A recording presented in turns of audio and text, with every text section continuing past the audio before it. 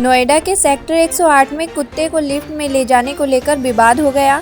एक retired IAS officer ने कुत्ता ले जाने पर विरोध किया तो महिला ने रिटायर्ड आईएएस पर हमला कर दिया।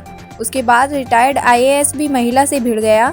कुछ देर बाद महिला का पति आया, उसने रिटायर्ड आईएएस की पिटाई कर दी। सिक्योरिटी गार्ड और आसपास के लोगों ने बीच में चाप कर मामला शांत कराया।